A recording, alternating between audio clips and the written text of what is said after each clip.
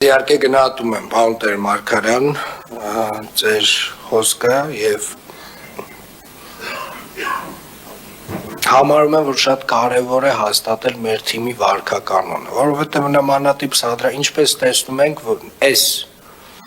միջավայրում տեխնոլոգիաների եւ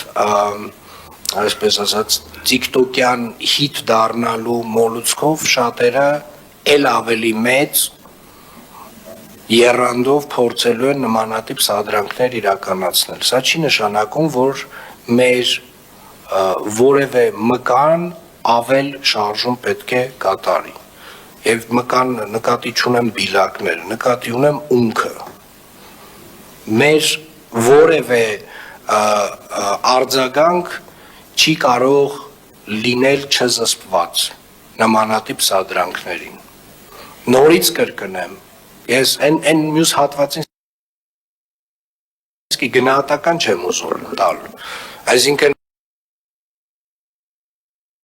այն որ Երևանի քաղաքապետարանը մոտավորապես 100 պրոյեկտ ունի մանկապարտեզների, տարատեսակ պրոյեկտներ, բակերի հիմնանորոգման, այդ 100-ից արդեն մոտավորապես 40-ը ավարտին է հասցրել։ Ու տարբեր փուլերում են այդ պրոյեկտները, այդ 100-ի մեջից այո, մի 4-5 հատը խնդրահարույց են վստահաբար, բայց այդ խնդիրներն է կլուծենք։ Հələ դեպք չի եղել, որ Երևանի քաղաքապետարանը ընդունի աշխատանք, որը որ պատշաճ որակով չի արվել։ Եվ նաև այն հանգամանքը, որ այդ մանկապարտեզի հետ դուք, պարոն Տեր-Մարգարյան, որևէ կապ չունեք։ Այսինքն ոչ այդ աշխատանքների հետ կապ ունեք, ոչ այդ աշխատանքները ընդունելու հետ, ես այդ սա հասկանում եմ։ Ես ուզում եմ այս հատվածն հատուկ առանձնացնել, այո, դա սադրանք է։ Այդտեղ կա ահռելի ծավալի սուտ, այդտեղ եղել է վիրավորանքներ, այո, պարոն Տեր-Մարգարյան։ Բայց ամեն դեպքում ամեն օր ինչ որ մեկը ինձ վիրավորում է։ Ինձ, բոլորիս, ամեն մեկիս անհատապես ինչ որ մեկը վիրավորում է։ Թևերներս չեն քշտում գնում իրանց ծեծելու։